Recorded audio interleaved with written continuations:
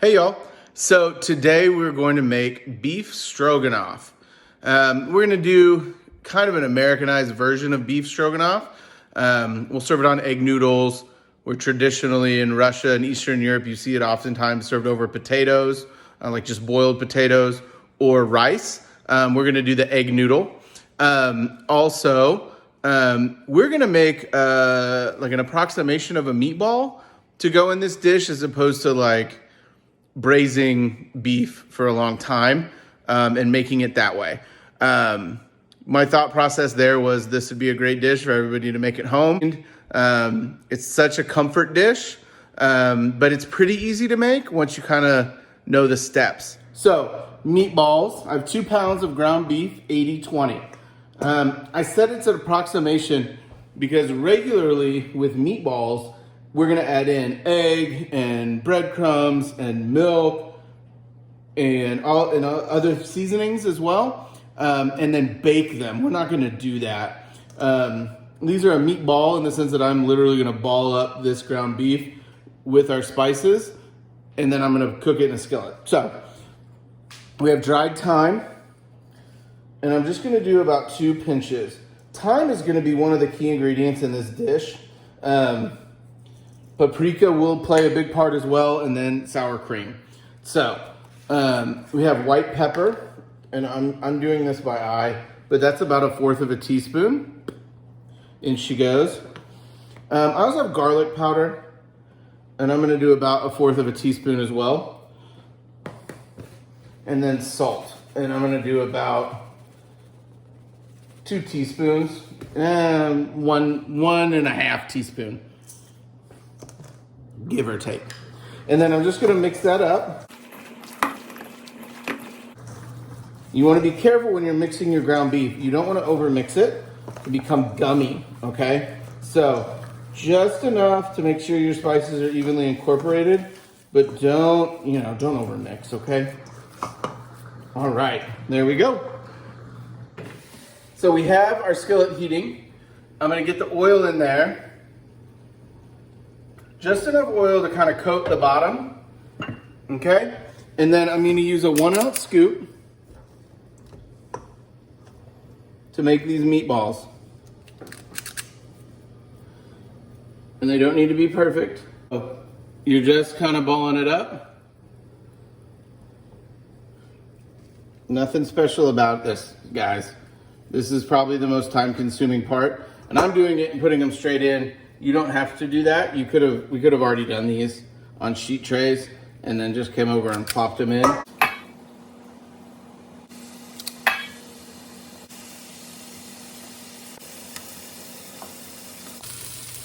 The meat is gonna tell us when it's ready. So when we're able to flip this easily, that means we're ready. If it's stuck, it's saying, I need more time. And you should listen and give it more time.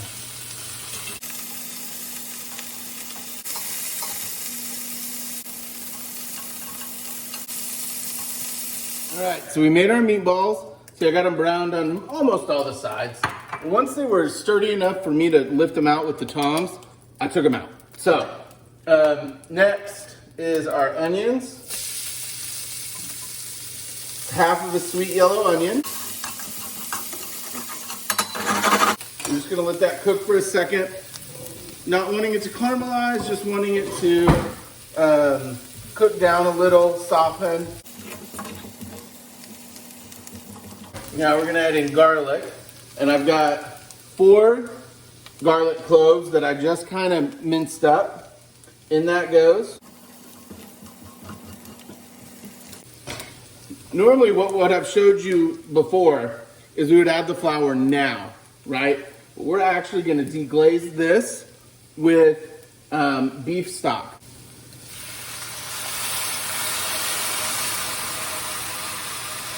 And that's gonna boil, and I'm gonna just scrape the bottom here. What I'm doing, and we've talked about this before, is removing the fond, which is the little tasty bits at the bottom of the pan, and that's gonna help build the base for our sauce here. In some versions of this, you see mushrooms. If I was gonna do mushrooms, I would have added them with the onions and cooked them down all together in that really tasty beef fat, but I'm not doing that today. Now, I'm gonna add about 3/4 of this container. Okay, I'm gonna make a flour slurry. So what I'm gonna do is I'm gonna take this beef stock and I'm gonna mix it with my flour, okay? And I'm doing that because I don't wanna add water. It should be thick. It shouldn't be so thick that you can't stir it, okay? Now, I'm gonna bring this mixture up to a boil. And once that's boiling, I will add in my slurry, okay? You can start thinking about flavoring now. Again, I'm gonna come in with 2 pinches of thyme, that dried thyme that we have. Just make sure you don't, when you're making a slurry, you don't have any lumps, okay? Because those will instantly kind of cook, and then you're just gonna have a big piece of like cooked, gross flour floating around in your sauce, which nobody wants. I'm gonna go ahead and add in a little white pepper. About 1/8 of a teaspoon, maybe 1/4. And I've gotten all that goodness off the bottom of that pan. So that's now in the sauce, which is where we want it. We're seeing a bunch of bubbles around the outside. It's not in the middle, but that's because all those onions and everything's kind of floating right there. So we're gonna go ahead and add in the slurry.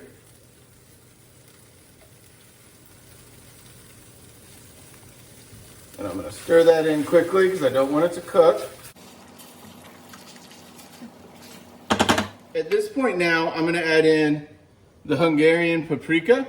You could use regular paprika. This is gonna be a specific flavor that goes with this dish, but it's up to you. And I'm just gonna add about a teaspoon of that. Stir that in, and then we're gonna let that cook. And it's gonna reduce a little, it's gonna continue to tighten up. I'm gonna add our meatballs back in, and those can continue to cook in there as well. We're gonna serve this with egg noodles. The only difference between this and regular noodles, these just have more egg yolk in them. That's it. I'm gonna reduce the heat down here. We just want a light simmer.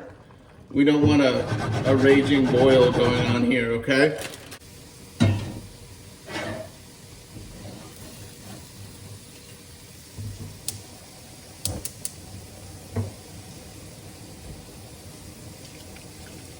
First and foremost, they say a watch pot never boils. Lies. I watched this one boil, which maybe shows more about me not having anything to do than anything else. But it's boiling. I also salted the water. You always want to salt your water when you're making dried pasta. It's the best way to flavor that pasta. So in we go. And I'm not going to do the whole bag because the pot's not big enough. If you try to overfill a pot, all you're going to end up with is undercooked, congealed, gross pasta. Don't do that.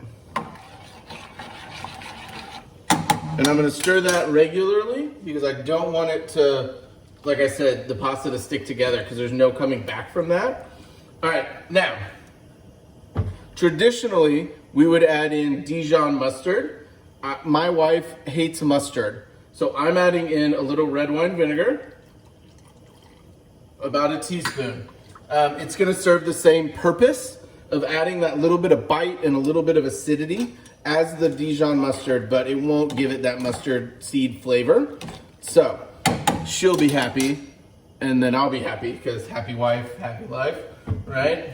All right, now I'm gonna take half of this carton of sour cream.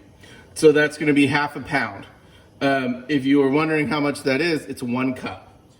16 ounces in a pound, 8 ounces in a cup. And then I'm gonna stir this in.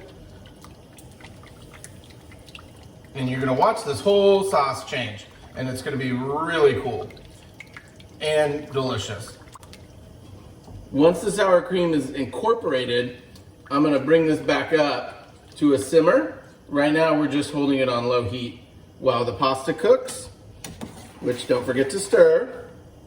And you could have made you could have made the pasta earlier.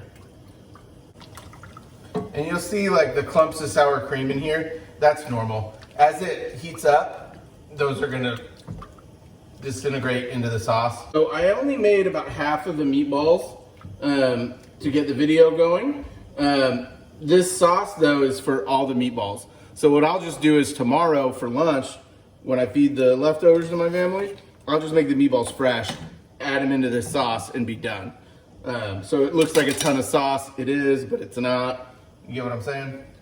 This is simmering, kind of. It's a thicker sauce, so you're not seeing that as much, although if you can see it, it is happening, but it is certainly not boiling.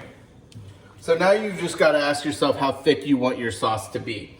If you're looking for really, really thick gravy-like consistency, which not super the way I like mine, you would let this continue to simmer, okay? If you like a thinner sauce, which I do, I would go ahead and add it now and call it done. Is finish mine with a little more sour cream, because that's how I like it. We've got our noodles and our meatballs and our sour cream and that delicious sauce we made.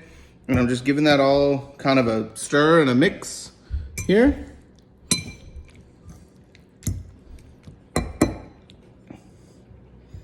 And then I'm gonna dig in, see how we did. It's hot.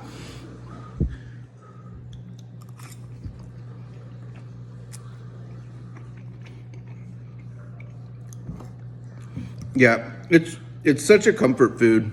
Like for me, it's not like overly spicy. It's just like carbs and meat and tasty stuff, y'all. It's real good. So today is Saturday, and we found out yesterday that school will not be continuing this year in the actual classroom. We will continue to do online learning like this. I just wanted to let you guys know that as your teacher, I'm very sad. I enjoy y'all in class. I enjoy being there with you. I enjoy running the restaurant and teaching you guys hands-on. This is kind of fun, doing the videos, but it's not the same. And I feel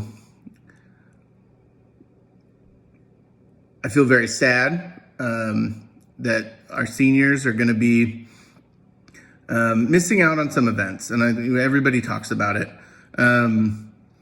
For you guys, I just want you to know that when we're up and running again next year, you guys come on in and see me at Blue, when we're open, and I'd love to see you again. I hate that I didn't really get to say proper goodbyes to y'all. So I love y'all, every one of you, not just the seniors. The rest of y'all I'll see again for sure. Seniors, I hope to see you again. All right, thank you guys.